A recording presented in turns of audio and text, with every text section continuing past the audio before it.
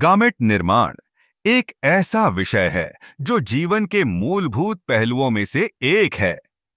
जब हम गामेट की बात करते हैं तो हम उन विशेष कोशिकाओं की चर्चा कर रहे हैं जो प्रजनन में महत्वपूर्ण भूमिका निभाती हैं। मर्दों में ये गामेट शुक्राणु होते हैं, जबकि महिलाओं में अंडाणु होते हैं। गामेट निर्माण की प्रक्रिया को हम गैमीटोजेनेसिस कहते हैं। यह प्रक्रिया दो मुख्य चरणों में होती है, स्पर्मेटोजेनेसिस और ओओजेनेस। स्पर्मेटोजेनेसिस में पुरुषों के टेस्टिस में शुक्राणु का निर्माण होता है। यह प्रक्रिया तब शुरू होती है जब पुरुष किशोरावस्था में प्रवेश करता है।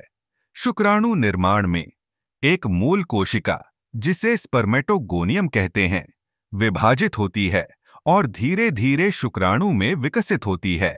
यह प्रक्रिया काफी जटिल है और इसमें कई चरण होते हैं। हर चरण में कोशिकाएं विभाजित होती हैं और अंततः एक परिपक्व शुक्राणु का निर्माण होता है। अब बात करते हैं ओजेनिस की।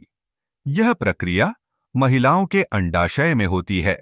महिलाओं में अंडाणु का निर्माण गर्भावस्था के दौरान शुरू होता है, लेकिन यह प्रक्रिया किशोरावस्था में ही पूरी होती है। हर महीने एक अंडाणु विकसित होता है और अंडाशय से बाहर निकलता है, जिसे हम ओव्यूलेशन कहते हैं। गामेट निर्माण में जीन की भूमिका भी महत्वपूर्ण होती है। जब गामेट बनते हैं तो उनमें से प्रत्येक में माता-पिता के जीन का आधा हिस्सा होता है।